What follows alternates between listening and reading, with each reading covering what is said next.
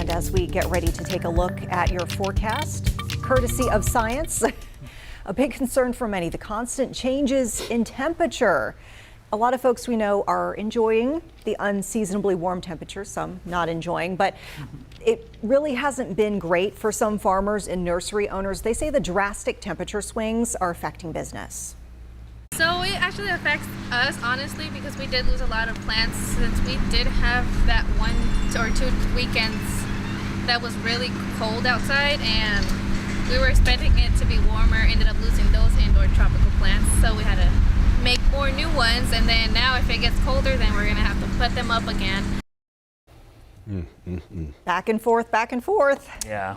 Yeah. It's a big downside. I mean, it really hasn't, it's been pretty warm consistently. The problem is we know we're probably going to get a frost or freeze. Yeah. You know it's Plants coming. aren't ready this early. Like and a then, false sense It's like of two security. months away almost. yeah, it's just too early, and you're really worried about the fruit growers in this region. The apples, the peaches, the cherries, those are really susceptible. They get a hard freeze now when these blooms are out. Lose 90% of your crop. Wow. There's not much you can do for the trees. They can't cover them up. So it's a big issue. But tonight, it was nice out. I hope you got outside and checked out some of the planet viewing. The moon, Jupiter, and Venus were just gorgeous in the western sky tonight after sunset. They were beautiful. If you missed it, I got out there. Got some nice pictures. You can see the crescent moon. There's Jupiter and there's Venus. But what's really cool is when you zoom in close to the moon and Jupiter, and this is just with a regular camera, you can see the Earth shine. That's actually the reflection of the sunlight off the Earth back to the moon that illuminates it just enough so that you could see the whole lunar disk there. But also, see that?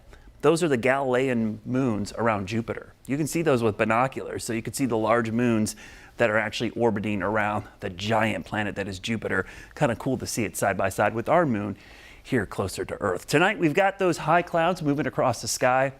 Really feels like April or May out there.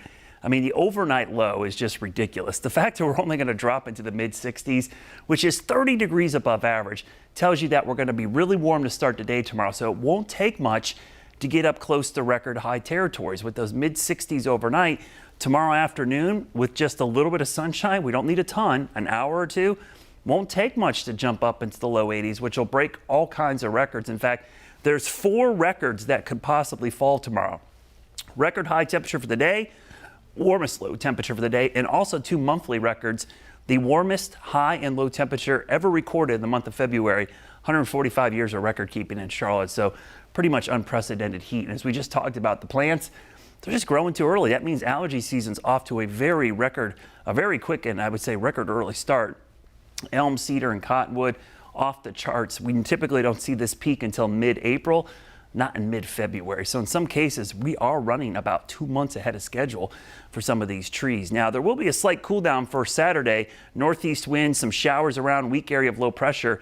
But here's the good news for Charlotte FC. I think by the time the game starts, we're relatively going to be dry. I wouldn't say it's going to be completely dry, but likely more mist or drizzle. I'll show you hour by hour here. Friday evening, some showers move in with that front. As we go into Saturday morning, likely some pockets of rain early Saturday, but then as the day goes on, the rain lets up. So by 7 o'clock, kickoffs at 7:30, likely just some drizzle or mist, but temperatures in the 50s. So if you're going to the game, bundle up, temperature around 50, mostly cloudy, spotty area of drizzle. And again, winds will likely be out of the northeast 5 to 10. We talked about the early warm up. Remember, the average last freeze in the last 10 years, March 29th, that's over a month away. So everything growing now means at some point, even with an average, not a late freeze, just an average freeze, we're going to have some issues. It's really the warmth that's causing the problem, not the average freeze date. It's not like we're going to have one in late April or May, which would be incredibly late. There's a look at the rain chances going into the weekend. Again, 50 to 70% chance as we go into Saturday morning. Your Guy Roofing 7-day forecast. Saturday's the one day we'll have some showers, but clearing out by evening. The warm air, though, it sticks around. Not a lot of roller coaster here, just one cool day. And then the rest, 9 days of warm temperatures. Unbelievable. Okay, thank you, Brad.